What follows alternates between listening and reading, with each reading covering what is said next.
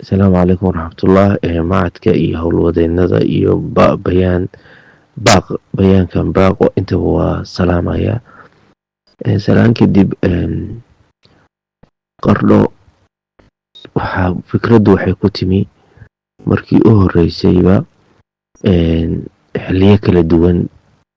Runtii anugu aan si toos waxaan u xasuustaa 2010kii 11kii xiliyada waxaa dhacay daadad xoog leh, khasaare badan geystay. 2020kii daad xoog badan oo naf iyo maalba lagu waayay baa dhacay. 2022kii sidoo kaleeto daadadkaasi joogtada usoo laalaabtay oo bulshada naafeeyey, ganacsigeedii, isu socodkeedii. Waxay bulshadu go'aan midaysan ku qaadatay in daadadkan xal loo helo. Qardho saa ogsoon tahay waa magaalo, waxay ku taallaa buuraho dhexdood. waagii hore ceel la qoday bay ahaan jirtay, sababtoo ah waxaa loogu bixiyey buuraha dhexdooda buuraha daadadka ee roob ka da ayaa dooxada kusoo rogmi jiray. Marka iyadoo taasi ay jirto oo meeshii ku taallo ay saameyn weyn ku leedahay, haddana dadkii magaalada deganaa iyo maamulkoodiiba waxay go'aan ku gaareen in daadadkan xal loo helo, kadib markay arkeen dhibaatooyinka iyo khasaaraha joogtada ah ee bulshada soo gaaraysa.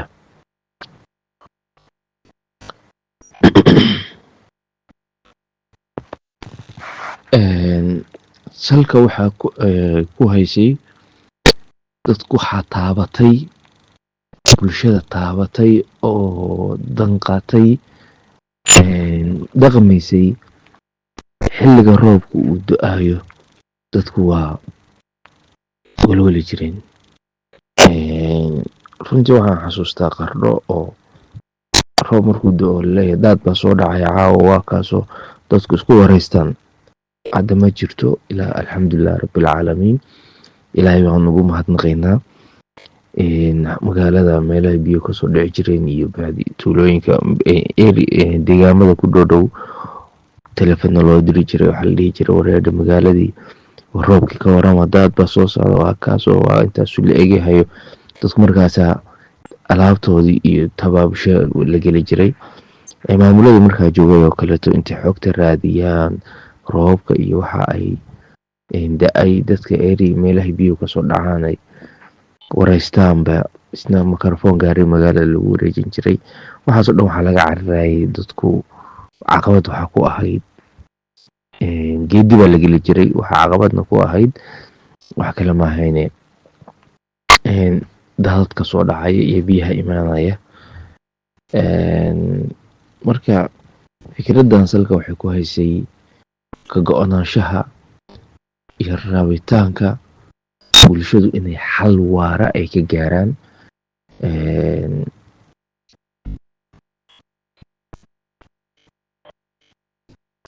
waxyaabo fara badan baa dhiiri gelinayay oo ay u horeyso abaabulka bulshada, golihii deegaanka markaa joogay iyo bulshadii. dhibaatadii markii la arkay, khasaarihii la arkay, oo dad la jecel yahay oo faamil walba saameysay, guri walba ay gashay.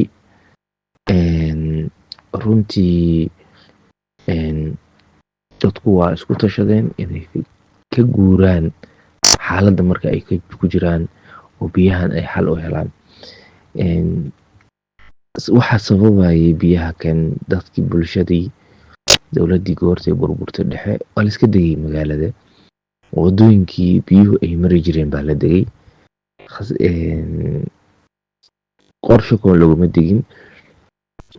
toban baleenkii magaalada lama raacin. taasaa waxay keentay marka in ay biyuhu xirmaan. dabcan markaad qofku dhibtu kusoo laalaabato waa ka tashadayo go-aan buu ka qaataa. dadka reer qardoodna go-aankaasay qaateen.